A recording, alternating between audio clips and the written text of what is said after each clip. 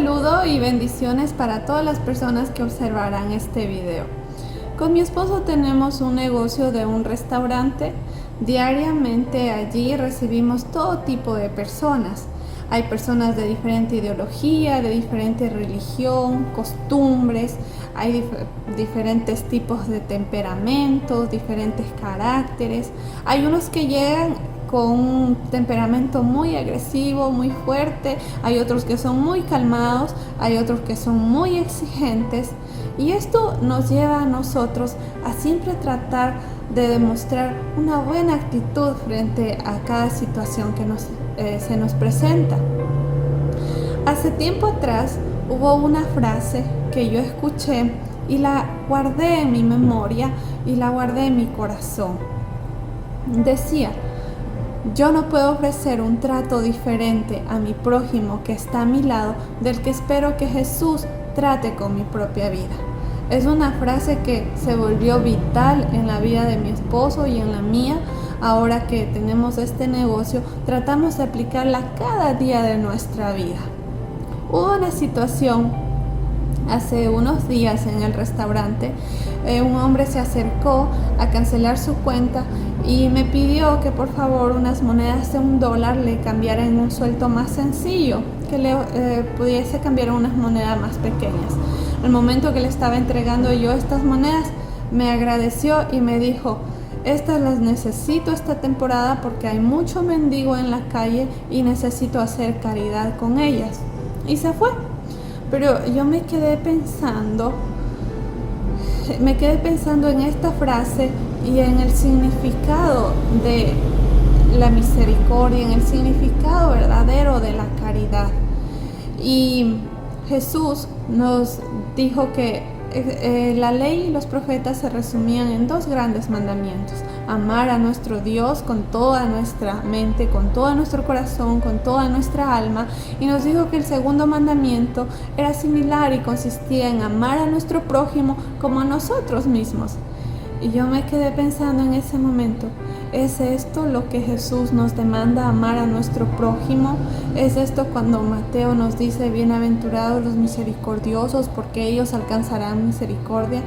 Sin juzgar a este hombre y lo que él hizo, pero muchas veces el corazón humano, la actitud humana actúa de esta manera.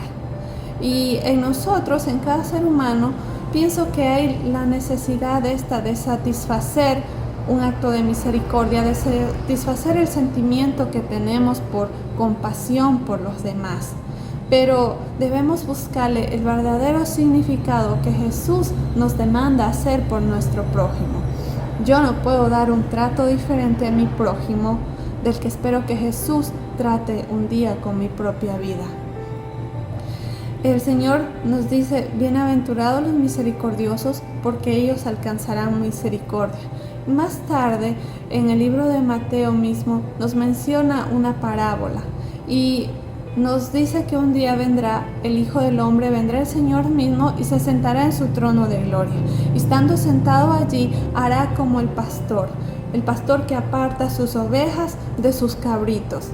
Y a las ovejas las pone a la derecha y a las cabritas las pone a la izquierda. Y a ambas les dice: por cuanto me viste hambriento, por cuanto me viste sediento, me viste forastero, estuve en la cárcel, estuve enfermo y me sustentaste. A las ovejas les dice: venid, de ustedes es el reino preparado. Y a las cabritas les dice: alejaos de mí, de vosotros es el fuego eterno. Bienaventurados los misericordiosos porque ellos alcanzarán misericordia. Es tan claro allí lo que Jesús nos demanda hacer con nuestro prójimo. Pero el sentimiento humano nos ha llevado a hacer cosas tan sencillas por nuestro prójimo, como vemos a un mendigo y nuestro sentimiento natural es darle una moneda, ofrecerle un pan, ofrecerle un plato de comida. Pero en realidad, esta es la misericordia de la que Jesús habla. Yo pienso que Jesús es el acto más maravilloso y más grandioso que jamás alguien haya experimentado acerca de la misericordia. Y es que misericordia implica ponernos en el lugar del otro, para estando en la condición de nuestro prójimo, poder ver como Él ve, poder pensar con su mente, poder sentir con sus sentimientos y estando en esa posición poder hacer lo que es justo. Pienso que caridad, misericordia es un acto de justicia, no es un acto que me permita a mí satisfacer mi sentimiento de compasión, sino debe ser un acto que me permita a mí poder hacer justicia, poder hacer lo que Dios me demanda por mi prójimo. Y muchas veces ponerse en el lugar del otro no es tan fácil, no es tan sencillo, no es algo que lo piense y me transporte a eso, sino es algo que Dios mismo nos permite experimentarlo. Hace casi ya un año yo di a luz a mi primer hijo y en ese momento tuvo que ser un parto por cesárea. Tuvo que ser un parto por cesárea y yo no entendía porque todo iba tan bien y al final pues debía hacerme una cesárea.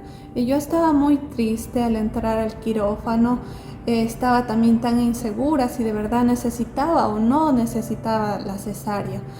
Y no fue hasta el momento en que yo estaba sobre la cama del quirófano lista para la cirugía que yo empecé a comprender por qué Dios había permitido que experimente esto. Y cuando uno está lista para una cesárea en la cama del quirófano, las mujeres que lo han experimentado pues sabrán que a una la colocan en posición recta, luego le colocan un soporte de un lado, otro soporte del otro lado y a uno la dejan crucificada.